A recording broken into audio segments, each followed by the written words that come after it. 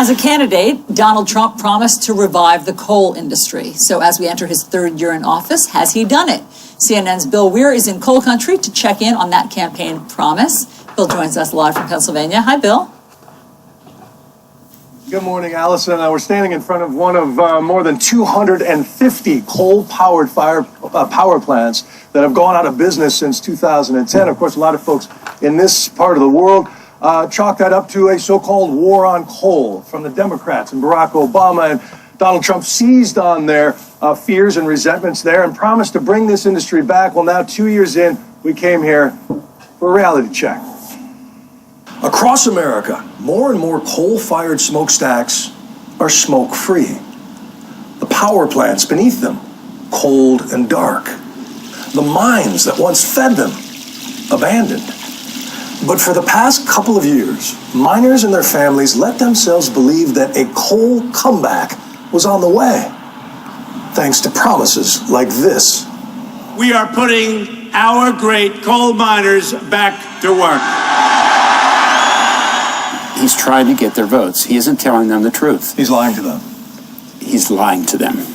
You used to work in this mine. I worked in this mine. I was a face boss. For 52 years, Art Sullivan worked in and consulted on mines around the world, and he bristles every time he hears the president claim to be the savior of coal.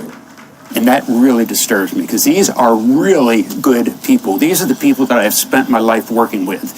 And if they have the truth, they will make the right decisions. If the president was honest, he would explain to those folks that mines like this are never, ever coming back to life again. Not because of regulation, but competition. Coal just cannot compete with cheaper, cleaner natural gas, wind, and solar. That's the reason more coal-fired power plants have gone out of business in the first 2 years of Donald Trump than the first 4 years of Barack Obama. Another 20 are expected to go down this year. And if a miner is hired today, chances are he'll be digging to fill the demand in India. Do you feel the president gave these communities false hope? In my opinion, absolutely.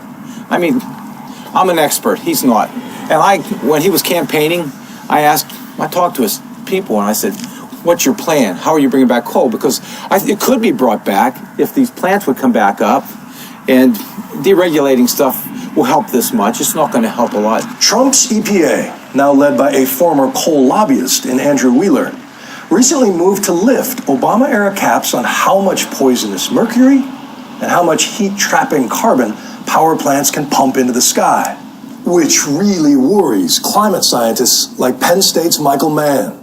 We're already experiencing impacts of climate change that could have been avoided had we acted, 2 decades ago when we knew already at that point that there's a problem. In order to save life as we know it, Mann says rich countries need to be on carbon-free electricity by 2030, which means 80% of current coal reserves need to stay in the ground. I think there's enough resilience in the system that we can withstand one 4-year term of Donald Trump. I'm not sure we can withstand 2. He's among the chorus calling for an energy revolution. And Art knows a few folks who might be able to pitch in. If you spend several years working in coal mines, you're going to come to understand electricity, hydraulics, mechanics, geology. I see no limitation on the average coal miner's ability to transition into any other field. But first, they need leaders willing to transition to the truth. One county commissioner here, John and Allison, told me he's going to Texas to try to lure natural gas frackers into this part of Pennsylvania, mainly because he needs money to fight the opioid crisis.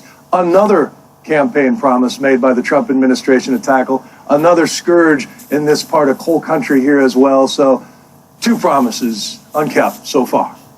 It's really interesting, Bill, because, I've begun to think that there's so much focus on the wall, the border wall from the White House. They talk a lot about that. There's a lot of psychic energy put into that while the opioid crisis continues apace, while people are suffering in Monongahela and elsewhere. It's just, I don't know, it's really helpful to have your reporting spell out how the people there see it all and feel about it. All right, Bill, thanks so much. Speaking to people who know the reality on the ground. Oh, you lost We just cut off whoever's not us, really, on the show. That's right. That's what we do.